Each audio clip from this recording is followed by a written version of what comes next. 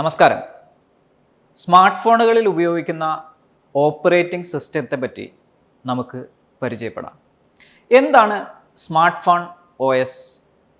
ഒരു സ്മാർട്ട് ഫോണിനെ പ്രവർത്തിപ്പിക്കുന്നതിനാവശ്യമായ സോഫ്റ്റ്വെയറിനെയാണ് smart phone OS എന്ന് പറയുന്നത്. ഉദാഹരണത്തിന് കോൾ ചെയ്യുക, SMS അയക്കുക എന്നീ കാര്യങ്ങളെല്ലാം ചെയ്യാൻ സാധിക്കുന്നത് സ്മാർട്ട് ഫോൺ OS-നാലാണ്. ആദ്യമായി നമുക്ക് ആൻഡ്രോയിഡ് ഓപ്പറേറ്റിംഗ് സിസ്റ്റം, ആൻഡ്രോയിഡിനെ പറ്റി മനസ്സിലാക്കാം. ആൻഡ്രോയിഡ് നമുക്ക് ഏവർക്കും സുപരിചിതമാണ്.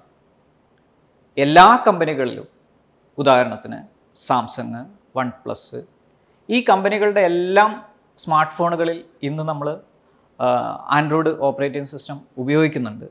നമുക്ക് ആൻഡ്രോയിഡ് OS-നെ പറ്റി ഇനി മനസ്സിലാക്കാം. ഇന്ന് ഉപയോഗിക്കുന്ന മിക്കവാറും എല്ലാ ഡിവൈസുകളിലും ആൻഡ്രോയിഡ് ഓപ്പറേറ്റിംഗ് സിസ്റ്റം ഉപയോഗിക്കുന്നുണ്ട്. ഉദാഹരണത്തിന് ഫോണ്, ടാബ്ലറ്റ്, വെയറബിൾസ് എന്ന് പറയുമ്പോൾ സ്മാർട്ട് വാച്ചുകൾ, സ്മാർട്ട് റിങ്ങുകൾ, ഇതിലെല്ലാം ആൻഡ്രോയിഡ് ഓപ്പറേറ്റിംഗ് സിസ്റ്റം ഉപയോഗിക്കുന്നുണ്ട്. ഒരുവിധം എല്ലാ മാനുഫാക്ചേഴ്സും ആൻഡ്രോയിഡ് ഓപ്പറേറ്റിംഗ് സിസ്റ്റം ഉപയോഗിക്കുന്നുണ്ട്. സാംസങ് ആയാലും ശരി, MI ആയാലും ശരി, അതല്ലെങ്കിൽ OnePlus ആണെങ്കിലും ശരി, എല്ലാ ബ്രാൻഡുകളും ആൻഡ്രോയിഡ് ഓപ്പറേറ്റിംഗ് സിസ്റ്റം ഉപയോഗിക്കുന്നുണ്ട്. ആൻഡ്രോയിഡ് ഓപ്പറേറ്റിംഗ് സിസ്റ്റം ഡെവലപ്പ് ചെയ്തത് ഗൂഗിളാണ്. ആൻഡ്രോയിഡ് ഓപ്പറേറ്റിംഗ് സിസ്റ്റത്തിൻ്റെ പ്രത്യേകത, ഇതൊരു ഓപ്പൺ സോഴ്സ് ഓപ്പറേറ്റിംഗ് സിസ്റ്റമാണ്. ഓപ്പൺ സോഴ്സ് എന്ന് പറയുമ്പോൾ ഈ ഓപ്പറേറ്റിംഗ് സിസ്റ്റം ഡെവലപ്പ് ചെയ്തിരിക്കുന്ന അതിൻ്റെ കോഡിങ്ങുകൾ എല്ലാ കോഡുകളും നമുക്ക് അവൈലബിൾ ആണ്.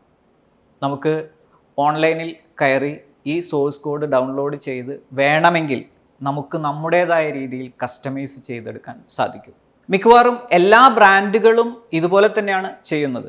ഉദാഹരണത്തിന് സോഴ്സ് കോഡ് അവർ എടുത്തതിന് ശേഷം അവരുടെ ബ്രാൻഡിനനുസരിച്ചുള്ള ആപ്പുകളും മറ്റും ആഡ് ചെയ്ത് പുറത്തിറക്കുകയാണ് പതിവ്. ആൻഡ്രോയിഡ് OS ആദ്യമായി പുറത്തിറങ്ങുന്നത് 2008-ലാണ്. അതിനുശേഷം ഒരുപാട് ഇംപ്രൂവ്മെൻറ്റ്സ് വരുത്തി പല വേർഷനുകൾ വന്നിട്ടുണ്ട്. ആൻഡ്രോയിഡ് OS ഇറങ്ങുന്ന സമയത്ത് കപ്കേക്ക് എന്ന പേരിലായിരുന്നു ഇറങ്ങിയിരുന്നത്. പിന്നീടുള്ള ഓരോ വർഷങ്ങളിലും അല്ലെങ്കിൽ ഇടവിട്ടുള്ള വർഷങ്ങളിൽ ഇറങ്ങിയിരുന്ന വേർഷനുകൾ ഒരു വേർഷൻ നമ്പറും ആ നമ്പറിന് കൂടാതെ ഒരു കോഡ് നെയിമും ഉണ്ടായിരുന്നു. എന്നാൽ ആൻഡ്രോയിഡ് OS 10, 11, 12, 13 ഈ വേർഷനുകൾക്ക് കോഡ് നെയിം ഇല്ല, വേർഷൻ നമ്പർ മാത്രമേ ഉള്ളൂ. ആൻഡ്രോയിഡ് OS-കളുടെ വേർഷനുകളും കോഡ് നെയിമും ഉൾക്കൊള്ളുന്ന ചാർട്ടാണ് ഈ കാണുന്നത്. ഇതിൽ cupcake, doughnut, eclair, froyo, gingerbread, honeycomb, ice cream sandwich, jelly bean, KitKat, lollipop, marshmallow, nougat, Oreo, pie എന്നുവരെയാണ്, ഈ വേർഷൻ വരെയാണ് കോഡ് നെയിം ഉള്ളത്. ആൻഡ്രോയിഡ് 10 മുതൽ ഏറ്റവും റീസെൻ്റായി ഇറങ്ങിയ 13 വരെ കോഡ് നെയിം ഇല്ല, വേർഷൻ നമ്പർ മാത്രമേ പറയാറുള്ളൂ. ആൻഡ്രോയിഡ് ഓപ്പറേറ്റിംഗ് സിസ്റ്റം ഒരു ഓപ്പൺ സോഴ്സ് ഓപ്പറേറ്റിംഗ് സിസ്റ്റമാണെന്ന് നമ്മൾ നേരത്തെ മനസ്സിലാക്കി. അതുകൊണ്ട് തന്നെ ഒരു കമ്പനി അല്ലെങ്കിൽ ഒരു ബ്രാൻഡ് ആൻഡ്രോയിഡ് OS ഉപയോഗിക്കുമ്പോൾ അവരുടേതായ രീതിയിൽ ഇതിനെ മാറ്റാറുണ്ട്. നമ്മൾ സാധാരണ അതിനെ പറയുക യൂസർ ഇൻ്റർഫേസ് എന്നാണ്. പല തരത്തിലുള്ള യൂസർ ഇൻ്റർഫേസുകളുണ്ട്. അത് ഓരോന്നും നമുക്ക് പരിശോധിക്കാം. സ്റ്റോക്ക് ആൻഡ്രോയിഡ് എന്ന് പറയുമ്പോൾ പ്യുവർ ഫോമിലുള്ള ആൻഡ്രോയിഡ് OS ആണ് സ്റ്റോക്ക് ആൻഡ്രോയിഡ്. അതായത് ഗൂഗിൾ ഡിസൈൻ ചെയ്ത അല്ലെങ്കിൽ ഡെവലപ്പ് ചെയ്ത ആ ഫോമിലുള്ള ആൻഡ്രോയിഡിനെയാണ് സ്റ്റോക്ക് ആൻഡ്രോയിഡ് എന്ന് വിളിക്കുന്നത്. ഇത് ഏറ്റവും മിനിമലിസ്റ്റ് ആയിരിക്കും. അതുപോലെ പെർഫോമൻസിനും ഇമ്പോർട്ടൻസ് കൊടുക്കുന്ന ഒരു ഏറ്റവും മിനിമലിസ്റ്റ് വേർഷനാണ് സ്റ്റോക്ക് ആൻഡ്രോയിഡ്. സാംസങ് എക്സ്പീരിയൻസ്, ഇത് മുൻപ് അറിയപ്പെട്ടിരുന്നത് ടച്ച് വിസ് UI എന്നായിരുന്നു. ഇത് സാംസങ് കസ്റ്റമൈസ് ചെയ്ത, അവരുടെ ഡിവൈസുകൾക്ക് വേണ്ടി കസ്റ്റമൈസ് ചെയ്ത ആൻഡ്രോയിഡ് ഓപ്പറേറ്റിംഗ് സിസ്റ്റമാണ്. ഇതിൽ സാംസങ്ങിൻ്റെ അഡീഷണൽ ആപ്സുകളും കളർഫുൾ യൂസർ ഇൻ്റർഫേസുമാണ് ഉള്ളത്. സാംസങ് One UI, സാംസങ്ങിൻ്റെ പുതിയ തരം ഹാൻഡ്സെറ്റുകളിൽ, പ്രത്യേകിച്ചും വലിയ ഡിസ്പ്ലേ ഉള്ള ഹാൻഡ്സെറ്റുകളിൽ വരുന്ന ഒരു യൂസർ ഇൻ്റർഫേസാണ് സാംസങ് വൺ UI. ഇതിൽ തന്നെ വ്യത്യസ്ത വേർഷനുകൾ അവൈലബിൾ ആണ്. അടുത്തതായി ഓക്സിജൻ OS. സത്യത്തിൽ ഇതൊരു യൂസർ ഇൻ്റർഫേസ് വേർഷനാണ്. ആൻഡ്രോയിഡ് OSൻ്റെ തന്നെ യൂസർ ഇൻ്റർഫേസ് വേർഷനാണ് ഓക്സിജൻ OS. ഇത് OnePlus ഡെവലപ്പ് ചെയ്തതാണ്. OnePlus ഡെവലപ്പ് ചെയ്തതാണ് എന്ന് പറയുന്നതിനേക്കാൾ നല്ലത് OnePlus കസ്റ്റമൈസ് ചെയ്തതാണ്. അടുത്തത് നമ്മൾ പരിചയപ്പെടാൻ പോകുന്നത് MIUI ആണ്. ഷവോമി ഹാൻഡ്സെറ്റുകൾ അവരുടേതായ രീതിയിൽ കസ്റ്റമൈസ് ചെയ്ത ആൻഡ്രോയിഡ് വേർഷനാണ് MIUI. അടുത്തതായി ഇമോഷൻ UI, EMUI. ഇത് ഹുവാവെ കസ്റ്റമൈസ് ചെയ്ത ആൻഡ്രോയിഡ് വേർഷനാണ്. ഇതിൻ്റെ പ്രത്യേകത പലർക്കും അറിയാവുന്നതായിരിക്കും. ഇതിൽ പ്ലേ സ്റ്റോറും പ്ലേ സർവീസും ഉണ്ടായിരിക്കില്ല. അതുകൊണ്ട് തന്നെ ആപ്പുകൾ ഡൗൺലോഡ് ചെയ്യണമെങ്കിൽ ഹുവായുടെ തന്നെ ആപ്ലിക്കേഷൻ സ്റ്റോർ ഉപയോഗിക്കേണ്ടി വരും. HTC സെൻസ്, ഇത് HTC കസ്റ്റമൈസ് ചെയ്ത ഒരു യൂസർ ഇൻ്റർഫേസാണ്. സാംസങ് എക്സ്പീരിയൻസിനെ പോലെ തന്നെ ഉള്ള ഒരു യൂസർ ഇൻ്റർഫേസാണ്. ഇത് ഒരു ഔട്ട്ഡേറ്റഡ് വേർഷനാണ് എന്ന് വേണമെങ്കിൽ പറയാം. LG UX, LG കസ്റ്റമൈസ് ചെയ്ത ഒരു യൂസർ ഇൻ്റർഫേസ് വേർഷനാണ് LG UX. ഇത് കുറച്ചുകൂടി യൂസർ ഫ്രണ്ട്ലി ആണ് എന്നാണ് LG അവകാശപ്പെടുന്നത്. ഇനി നമുക്ക് ആൻഡ്രോയിഡ് ഫോണുകളിൽ ആപ്പുകൾ എങ്ങനെയെല്ലാം അവൈലബിൾ ആണ് എന്ന് നോക്കാം. ഏറ്റവും ഡയറക്റ്റ് ആയിട്ടുള്ള മാർഗം പ്ലേ സ്റ്റോർ ഉപയോഗിക്കുക എന്നുള്ളതാണ്. പ്ലേ സ്റ്റോറിൽ നിന്ന് നമുക്ക് ആവശ്യമുള്ള ആപ്പുകൾ ഡൗൺലോഡ് ചെയ്യാനും ഉപയോഗിക്കാനും സാധിക്കും. ആൾട്ടർനേറ്റ് വേസ് ഉണ്ട്. ഉദാഹരണത്തിന് നമുക്ക് APK ഫയൽ ഡൗൺലോഡ് ചെയ്ത് ഇൻസ്റ്റാൾ ചെയ്യാൻ സാധിക്കും. ഈ ഒരു രീതി നമുക്ക് പലപ്പോഴും ആപ്പ് ഡെവലപ്പ് ചെയ്യുന്ന സമയത്ത് ഉപയോഗിക്കേണ്ടി വരും.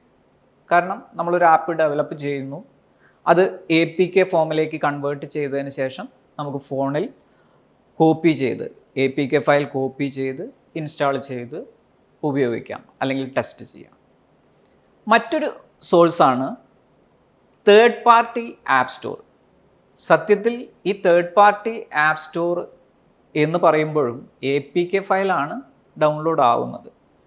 ഇത്തരത്തിലുള്ള 2-3 എക്സാമ്പിൾസ് പറയാനാണെങ്കിൽ നമുക്ക് APK പ്യുവർ, ആപ്റ്റോയിഡ്, APK മിറർ, ഈ 3 ആപ്പുകളും തേർഡ് പാർട്ടി ആപ്പ് സ്റ്റോറുകളാണ്. ഇനി നമുക്ക് റൂട്ടിംഗ് എന്താണെന്ന് നോക്കാം.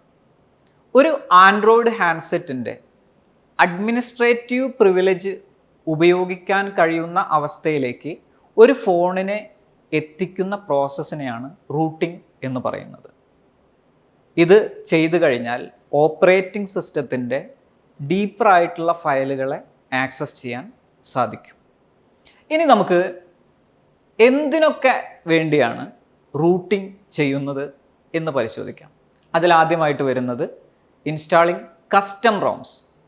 നമ്മൾ നേരത്തെ മനസ്സിലാക്കിയതാണ്, ഒരു ഓപ്പറേറ്റിംഗ് സിസ്റ്റത്തെ അല്ലെങ്കിൽ ആൻഡ്രോയിഡ് ഓപ്പറേറ്റിംഗ് സിസ്റ്റത്തെ അതിൻ്റെ സോഴ്സ് കോഡ് ഡൗൺലോഡ് ചെയ്ത് നമുക്ക് ആവശ്യമുള്ള രീതിയിൽ കസ്റ്റമൈസ് ചെയ്ത് ഉപയോഗിക്കാൻ സാധിക്കും.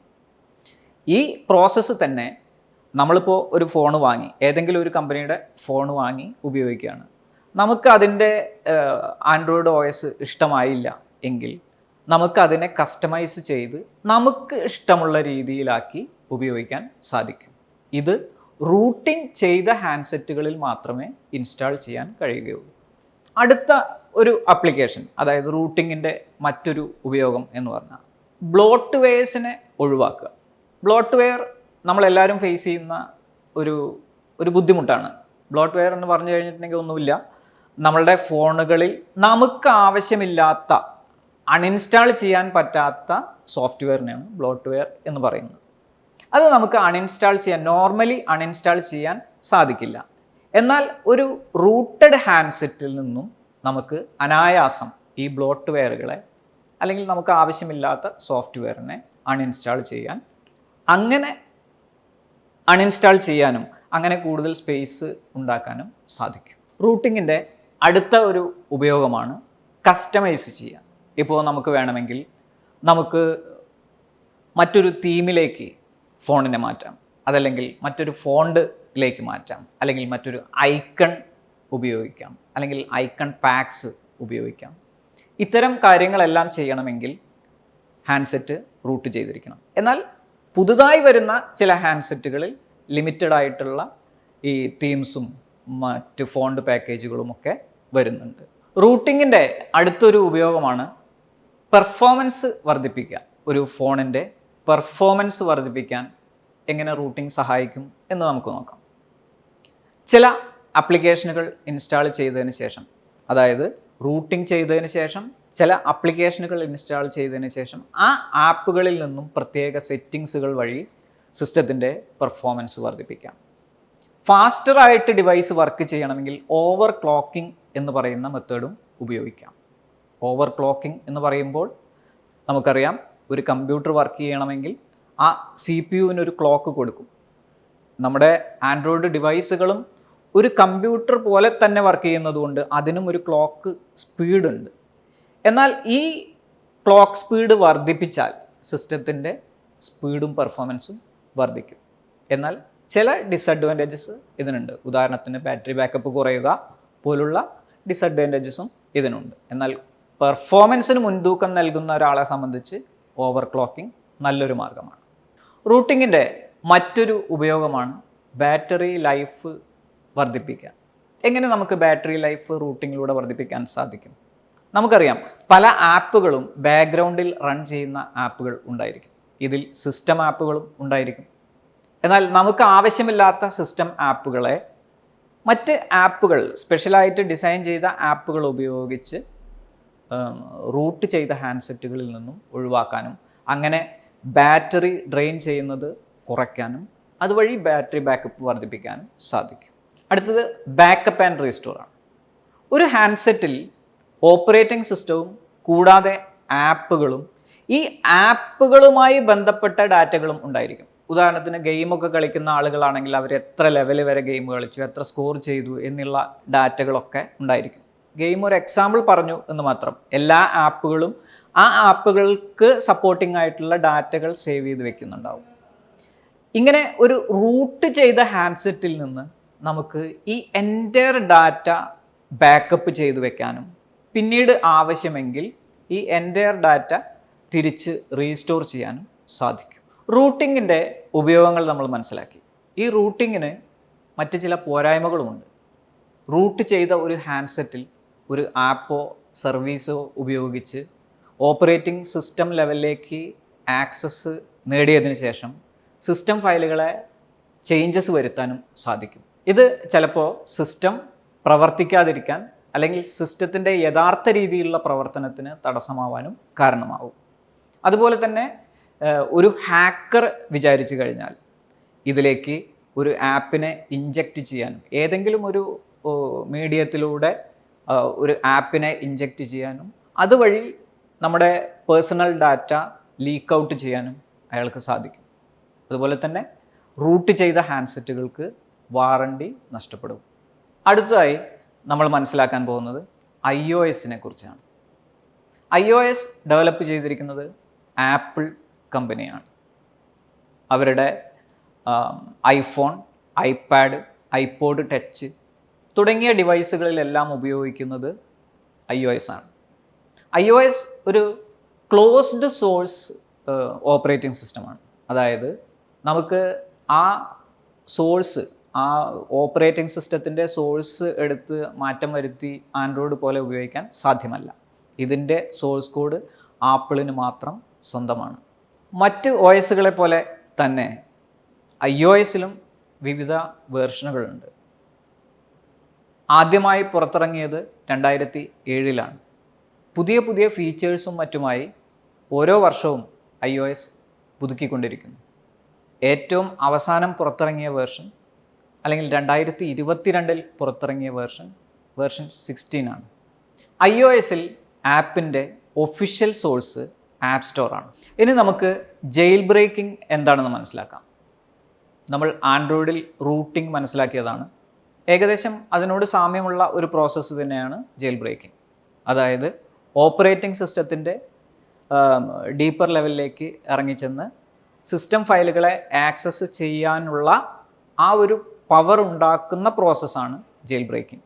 ജെയിൽ ബ്രേക്കിങ്ങിന് പല ഉപയോഗങ്ങളുമുണ്ട്, അത് നമുക്ക് വഴിയെ മനസ്സിലാക്കാം. ഓർക്കുക, ജെയിൽ ബ്രേക്ക് ചെയ്ത ഹാൻഡ്സെറ്റിന് വാറണ്ടി ലഭിക്കുന്നതല്ല. ജെയിൽ ബ്രേക്കിങ്ങിൻ്റെ ആദ്യത്തെ ഒരു ഉപയോഗം ഇൻസ്റ്റാളിങ് കസ്റ്റം ആപ്സ്. അതായത് നമ്മൾ നേരത്തെ മനസ്സിലാക്കി ആപ്പ് സ്റ്റോറിൽ നിന്നാണ് ആപ്പുകൾ ഡൗൺലോഡ് ചെയ്യുന്നത്. എന്നാൽ ജെയിൽ ബ്രേക്ക് ചെയ്ത ഹാൻഡ്സെറ്റുകളിൽ നമുക്ക് ആപ്പ് സ്റ്റോറിൽ ലഭ്യമല്ലാത്ത ആപ്പുകളും ഇൻസ്റ്റാൾ ചെയ്യാൻ സാധിക്കും.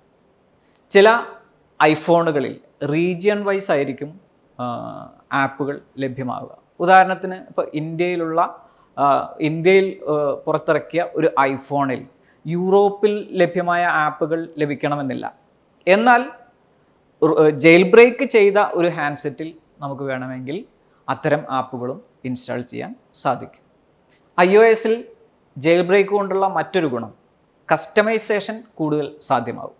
ഉദാഹരണത്തിന് ഫോണിൻ്റെ ലുക്ക് ആൻഡ് ഫീൽ, അതായത് തീമുകൾ, കളർ കോമ്പിനേഷനുകൾ, ഇതെല്ലാം നമുക്ക് ചേഞ്ച് ചെയ്യാൻ സാധിക്കും. ജെയിൽ ബ്രേക്ക് ചെയ്ത ഹാൻഡ്സെറ്റുകളിൽ കൂടുതൽ കസ്റ്റമൈസേഷൻ സാധ്യമാണ് എന്ന് സാരം. ഇംപ്രൂവ്ഡ് ഫങ്ഷനാലിറ്റി, അതായത് നമുക്ക് ചില കസ്റ്റം ആപ്പുകൾ ഇൻസ്റ്റാൾ ചെയ്ത് അല്ലെങ്കിൽ ചില പ്രത്യേക ആപ്പുകൾ ഇൻസ്റ്റാൾ ചെയ്ത് ഇതിൻ്റെ സെറ്റിങ്സും മറ്റു കാര്യങ്ങളും അഡ്ജസ്റ്റ് ചെയ്യാനും ഫങ്ഷനാലിറ്റി കുറച്ചും കൂടി മെച്ചപ്പെടുത്താനും സാധിക്കും. ഒരു ഉദാഹരണമായിട്ട് എടുത്തു പറയുകയാണെങ്കിൽ കൺട്രോൾ സെൻറ്ററിൻ്റെ നമുക്കെല്ലാവർക്കും അറിയാവുന്ന പോലെ തന്നെ ഐഫോണിലുള്ള കൺട്രോൾ സെൻറ്ററിൻ്റെ ലുക്ക് ആൻഡ് ഫീൽ മാറ്റാൻ ഇതുവഴി സാധിക്കും. ഇംപ്രൂവ്ഡ് പെർഫോമൻസ്, നമ്മൾ നേരത്തെ കസ്റ്റമൈസേഷൻ പറഞ്ഞതുപോലെ തന്നെ ആപ്പുകൾ ഇൻസ്റ്റാൾ ചെയ്തുകൊണ്ട് നമുക്ക് പെർഫോമൻസ് കൂട്ടുന്ന രീതിയിലുള്ള സെറ്റിങ്സും കാര്യങ്ങളും ചെയ്ത് അല്ലെങ്കിൽ ഡിവൈസിനെ ട്വീക്ക് ചെയ്ത് ഉപയോഗിക്കാൻ സാധിക്കും. ജെയിൽ ബ്രേക്കിങ്ങിൻ്റെ റിസ്ക് എന്താണെന്ന് നോക്കാം. നമ്മൾ നേരത്തെ മനസ്സിലാക്കിയ പോലെ തന്നെ OSൻ്റെ ഫയലുകൾ ആക്സസ് ചെയ്യാൻ സാധിച്ചാൽ ഇത് തന്നെയാണ് റിസ്ക്. ഏതെങ്കിലും ഒരു മാൽവെയറോ അങ്ങനത്തെ സ്വഭാവമുള്ള ഏതെങ്കിലും ആപ്പിന് വേണമെങ്കിൽ സിസ്റ്റം ലെവലിലുള്ള ഫയലുകൾ ആക്സസ് ചെയ്തുകൊണ്ട് ഫോണിൻ്റെ പ്രവർത്തനത്തെ തടസ്സപ്പെടുത്താൻ സാധിക്കും. മാത്രവുമല്ല, ജെയിൽ ബ്രേക്ക് ചെയ്ത ഹാൻഡ്സെറ്റിന് വാറണ്ടിയും ലഭിക്കില്ല. നമ്മളിന്ന് ഏറ്റവും കൂടുതലായി ഉപയോഗിക്കുന്ന ആൻഡ്രോയിഡ്, iOS ഓപ്പറേറ്റിംഗ് സിസ്റ്റങ്ങളെ പറ്റി നമ്മൾ മനസ്സിലാക്കി. ഇവ മാത്രമല്ല ഓപ്പറേറ്റിംഗ് സിസ്റ്റമായിട്ട് ഉള്ളത്. iOS-നും ആൻഡ്രോയിഡിനും മുമ്പും ഒരുപാട് ഓപ്പറേറ്റിംഗ് സിസ്റ്റംസ് ഉണ്ടായിരുന്നു. ഇപ്പോഴും ചില ഓപ്പറേറ്റിംഗ് സിസ്റ്റംസ് ഉണ്ട്. ഇവയൊന്നും അത്ര പ്രാധാന്യം അർഹിക്കാത്തത് കൊണ്ട് നമുക്ക് അവയെപ്പറ്റി ചെറുതായി ഒന്ന് മനസ്സിലാക്കാൻ ശ്രമിക്കാം. Windows phone OS Microsoft develop ചെയ്ത ഒരു ക്ലോസ്ഡ് സോഴ്സ് ഓപ്പറേറ്റിംഗ് സിസ്റ്റമാണ് വിൻഡോസ് ഫോൺ OS. ഇതിൽ മൈക്രോസോഫ്റ്റിൻ്റെ ആപ്പുകളും സർവീസുകളും ഇൻബിൽറ്റ്